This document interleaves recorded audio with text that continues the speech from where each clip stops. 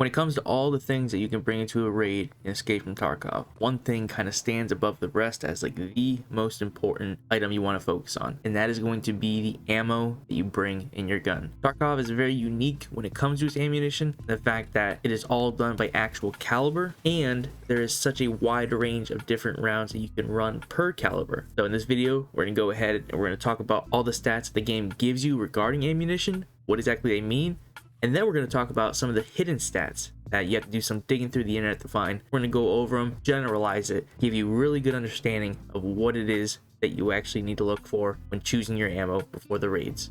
Now for all these comparisons, we're going to take a look at a round that is very good to use no matter what part of the wipe you're in, and that is 7.62 by 39 BP. This is a top tier round for platforms like AKM, AKMS, AK-103, the Mutant, and it has very good stats all around. But what exactly do these things mean? First off, velocity. Velocity is pretty simple. This is the speed of the round. Now this may matter a little more than you think though. So you take the velocity that the round says and you bump that against the velocity that your gun is going to give you, and then you can see exactly how fast the round will be coming out. Now that is going to play a big part in long range shooting.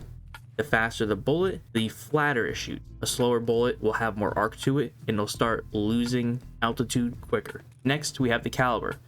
This is the measurements of the round, and this will depict which guns that this bullet can be used in. After that, we have accuracy. This is a modifier to your MOA, MOA being minute of angle. If you're unsure what MOA means, I'll go ahead and link a video to the top right here where I go and explain all of it, how it affects your gun. After that, we have recoil, which is a modifier to your recoil. This will show an increase or decrease in vertical and horizontal recoil of your gun. After that, we have two stats of misfire chance and fail defeat chance. These are both modifiers to how often those failures can occur. Now, one thing to point out, currently in the game, weapon malfunctions will not occur if weapon durability is greater than 93%. Speaking of durability, after that we have durability burn, and this is how fast this round will wear your weapon. And lastly, we have heat, and this is a modifier to the heat output of the gun. A higher heat modifier will make the gun overheat quicker during like full auto fighting. All right, now that we've gone over all the stats that the game gives you on this round, we're going to talk about some of the stats the game doesn't outright give you, but you know, you can always find this with a little bit of a Google search and whatnot. So when it comes to damage, this is going to be the damage at the muzzle. Reason why I state that is because as the bullet travels through the air, it is actually going to lose some of this damage output. Now for this round in particular, that is 58.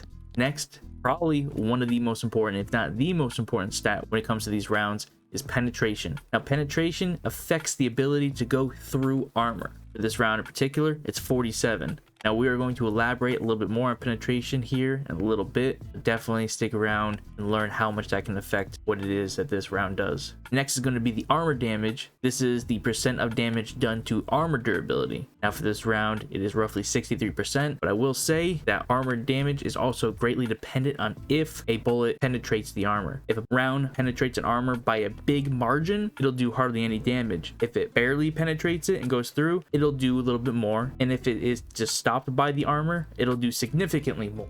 Next, you have a fragmentation chance modifier. Now this is a percent chance for the round to fragment. For this particular round, it's 12%. One thing to point out though with fragmentation chance is it also does be affected by penetration, in the sense that rounds that have less than 20 penetration will not fragment. So this is going to be rounds like your Luger CCI and your RIP rounds, your rounds that have really high damage outputs. And lastly, we have light and heavy bleed modifiers. Now these are percent modifier for increased chance to cause light or heavy bleeds. And for this round in particular, there is no change to that chance. Now one last little hidden number I want to talk about is ricochet chance. Now this obviously is a modifier for the ricochet value of that round. This is what tells you how often a round can ricochet. Normally it mirrors the pen value, whereas in higher pen there's a higher chance for it to ricochet, but it's not always the case, and a lot of times you get like those couple of real high pen rounds in a certain caliber that will be roughly the same ricochet value. This can be found by some digging, especially through like the Tarkov wiki, but it's not as easily found as a lot of these other stats that I've been showing you. Now we're going to focus on penetration. Like I said, one of the most important stats when it comes to talking about what rounds to pick. So with any sort of searching on the internet, you will go ahead and find this chart. Nice little simplistic way of looking at how bullets will penetrate. It has a rank of 0 through 6, with 0 being the worst and 6 being the best. Anytime you see this chart, usually it'll have one of these charts for your rounds. You can see here, this is the one for 7.62 by 39 BP, which, like we said before, has a pen of 47. With its pen of 47, levels 1, 2, 3, and 4 armors are basically being ignored. So it's penning those usually on the first shot, if not the first shot, the second shot. Level 5 being a level 5 on the chart, it may get stopped 1 to 3 times. And then with level 6 having a 4, the level 6 armor may stop this round 3 to 5 times. Now when you take this and compare it against another round that's considered a late game round, we have our 9x19 AP 6.3, which has a pen of 30.